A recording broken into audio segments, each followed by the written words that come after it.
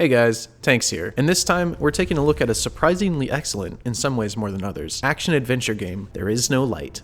While this game does give off some early warning signs that the player might be in for a bumpy and awkward ride, like in the case of this helpful tutorial screen that somehow makes an incredibly simple dialogue system seem unapproachably complex, I can still happily say that this game is actually pretty dang fun, and the demo itself is well worth the time. There Is No Light is by no means a perfect game, but it really delivers on two important points for me: its core combat mechanics and its grimdark vibe. The combat in There Is No Light feels great. The character controls are intuitive, and the animations are really solid, providing a great balance of weighty attacks and lightning-fast dashes that encourage frantic fights demanding the player's focus and quick reflexes. There Is No Light's combat plays out in a similar fashion to many titles in the Souls-like genre, with standard enemies posing a fairly large threat due to how much relative damage they do, how hard they are to kill, and how little access you have to healing, basically none. Clearing out areas in the demo felt pretty good, with a few areas requiring multiple attempts due to limited availability of healing, and some difficulty spikes caused by these ranged firebombing guys. This one spot in particular was troublesome for me, as I kept getting stuck on the corner of the wall here, but as fans of the Soulsborne genre know, dying is all just a part of the game. In There Is No Light, the consequences of death are fairly lenient, all things considered. You do lose experience that allows you to upgrade your various weapons and their abilities, but only a small portion of it is lost on death to standard mobs, and boss fights, at least the one in the demo, don't cause any loss of experience. Speaking of experience and weapon upgrades, the weapon system in There Is No Light features different weapons you can swap between in the middle of combat, and each weapon functions quite differently from the others, encouraging you to swap between them throughout the fight. The weapon system in There Is No Light is promising, but feels fairly unpolished in its demo state. The primary weapon is a sword with fairly straightforward slashing attacks, but it also comes with a sort of rage bar that fills up as you attack, but drains rather quickly when you're not hitting anything. When that bar is full, you gain access to a right-click ability that does extra damage and can interrupt attacks like the ones these guys do with this yellow symbol over their head. Then you have a pair of claws that have very fast attack speed and can modify the player's movement and dashes through upgrades. They can dish out a ton of damage, but they also have a rage bar that fills up rather quickly. However, when your rage is full, this weapon becomes overheated, preventing standard attacks. All you can do is unleash their ability with the right click, and when you do, the weapons shatter and are unusable during their cooldown period. The third weapon functions in a similar way as the fist weapons and will also break and go on cooldown fairly quickly. It's a big sweeping sword with slow but powerful attacks that stacks up some sort of effect that I'm not entirely sure how it works. Same can be said of the fists in a way too. They can be used to provide some sort of buff that I think it gives attack speed maybe? I'm not completely sure. The weapons and the talent/ability system clearly indicate that the design intention is for players to actively be switching to the special weapons whenever they are available, because later talents show a lot of synergistic interactions from using multiple different weapons and attacks on the same target. The promise of this system sounds excellent as it provides more depth to the combat, which allows for a higher skill cap for continued player mastery. However, the execution of the talent/ability system that's currently in the demo feels pretty underwhelming, and this leads me to my favorite section of reviews. This is my favorite part of reviews for good games because it's an opportunity for me to think of ways the game could be made even better. It's also my favorite part of reviews for shit games because I get to talk about how shit they are. Anyway, There Is No Light's UI is pretty damn ugly. The menus look incredibly dated and busy, and navigating them feels a bit odd. They also have a fair number of translation hiccups, I'll call them. They aren't really a major problem, but it definitely hurts the quality of the overall presentation and experience. Going from the state of the demo, I do worry that There Is No Light could get a little boring as you progress into the game if they don't add meaningful combat-changing stuff later on, but it seems like they will based on the empty socket indicating at least one more weapon to unlock. The first boss fight felt like a great challenge level that had me bashing my head against him for a while, until I finally learned how to bait out certain attacks and chipped cautiously away at him. This fight is a great first boss fight for people still learning the mechanics of the game, but subsequent boss fights will need to do a whole lot more for this game to continue to impress. Personally, I really enjoyed the time I spent playing this game overall, and I am absolutely looking forward to following its development. This game is one I would very seriously consider buying based on the experience I had with the demo. If this game seems like a good fit for you, you should definitely go check out its free demo on Steam. But yeah,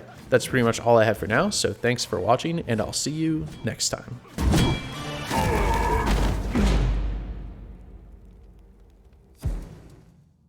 Easy.